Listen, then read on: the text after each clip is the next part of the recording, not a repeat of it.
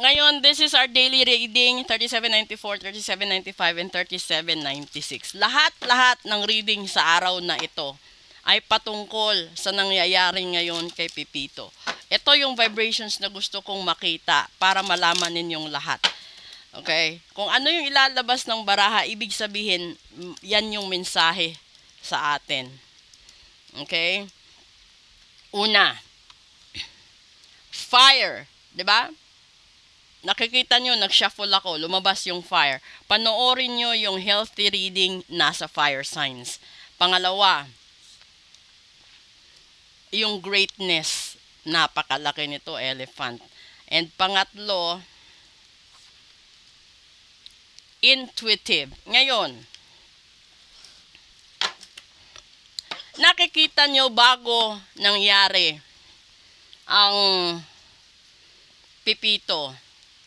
Few days or 2 days bago nangyari si Pipito, lumabas na ang langit ay pula. And then, pangalawa, naghanap kayo or nakakita kayo ng ring of fire. And pangatlo, nag-iba ang estado ng alon ng dagat. Diba? Lahat yan, gawa ng Diyos. Ngayon, lumabas ulit dito yung fire, lumabas yung greatness, at lumabas yung intuitive.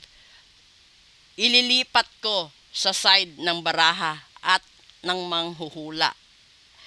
Sabihin mo manghuhula ako, pero hindi lang ako normal na manghuhula dahil manggagamot din po ako. May apoy na binitawan ang mahal na Diyos sa kalangitan para maiparating sa atin ang gusto niya at paghuhukom niya. Ngayon, nasa Biblia, tignan mo ang mga tao nung noong panahon. Simula nung masilaw sila sa marangyang buhay, sa mga material na gamit, mamahaling alahas, mga gold, 'di ba? Nakalimutan na nilang manampalataya sa Diyos, nakalimutan na nilang mamuhay ng simple, nakalimutan na nila ang usual na routine nung andyan pa ang Diyos sa lupa. Nung umalis at nagpalangit na ito, 'di ba ito yung greatness sa gitna? Gumagawa siya ng mensahe sa pamamagitan ng apoy para ipaintindi sa atin ang lahat. Kahit gaano katalino ang tao, kahit gaano kayaman ang tao, ililibing kang walang sapatos or tsinelas. Ililibing ka 6 feet below the ground. Ike-cremate ka. 'Di ba? Ngayon, kung meron pang tao na mag-criticize sa itinuro ko isang beses lang kahapon, nasa sa inyo na yon, kasi wala siyang boundary kahit anong relihiyon mo. Pwede siyang gawin basta naniniwala ka. Kung meron man siguro akong ginawa kahapon sa pagbigay ng video na yon, kung saan hindi ko na kayang pigilan ang emosyon ko, dahil ayokong makakita na may nakikitil na buhay. Walang taong masaya.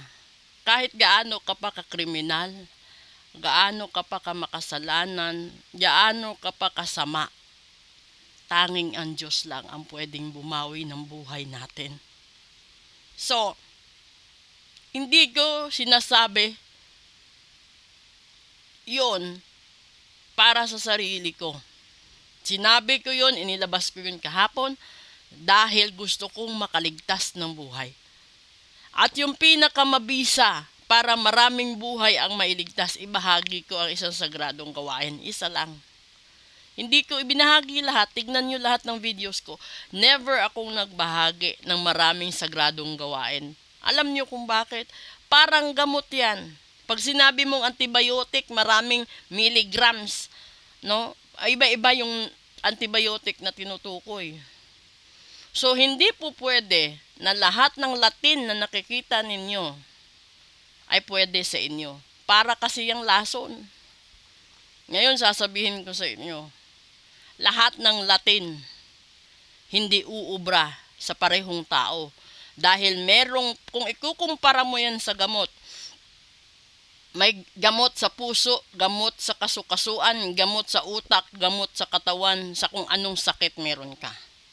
So kapag gusto mo ng pampaswerte, hindi lahat ng pampaswerte uubra sa'yo dahil hindi mo alam kung ano ang laman at meaning ng Latin na ibinigay sa screen.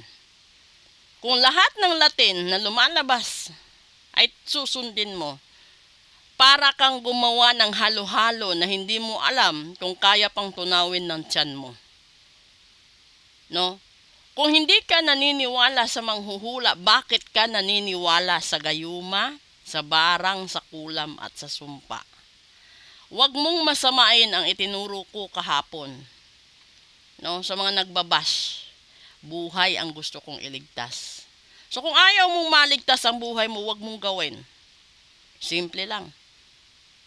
Basta gumawa ka rin ng paraan paano ka makatulong sa tao. Dahil wala na tayong ibang magagawa. Huwag na nating intayin na mag-ambagan tayo ng pera para ilibing sila. Bakit natin ililibing ang tao kung kaya nating isalba ang buhay? 'Di ba? Walang tao na matutuwa na makikita ang mga hayop na mamatay.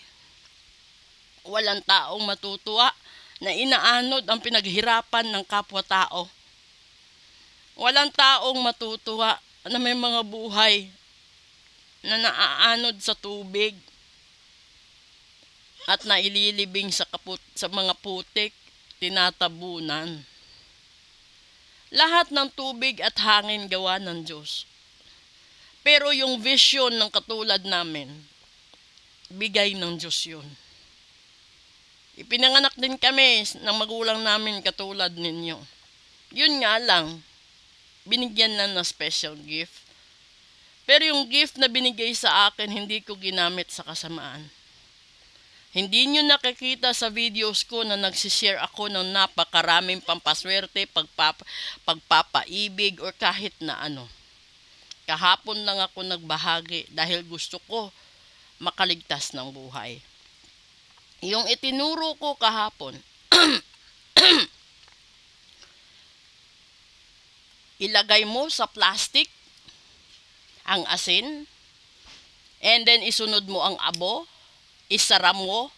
Pag sara mo, maghukay ka ng halos isang ruler, tapos ibaon mo yung plastic pero pabaliktad.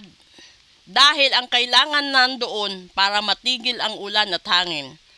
Isigaw mo, Panginoon, tulungan mo kaming mailigtas ang buhay namin. Itarak mo ang kutsilyo at pabayaan mo doon. Tabunan mo ng lupa ang plastic, wag ang kutsilyo.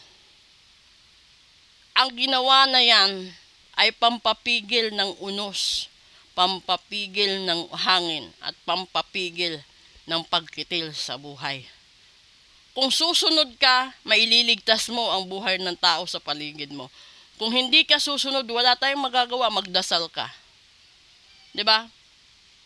Basta ang mahalaga, mailigtas ang mga inosente, lalo na mga bata. Mailigtas ang mga hayop.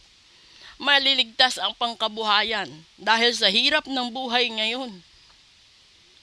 Kung itatangay pa ng bagyo ang kakarampot mong pangkabuhayan, ano pang mangyayari? 'Di ba? Matutuwa ka ba na imbes maraming uunlad sa mundo, maraming nawawala? Hindi. So walang masama sa ibinahagi ko. Dahil pipigilan lang natin pansamantala, isang beses lang. Isang beses lang natin gawin para tumigil ang tubig at hangin sa paninira sa pangkabuhayan para sa mahal natin sa buhay. Okay?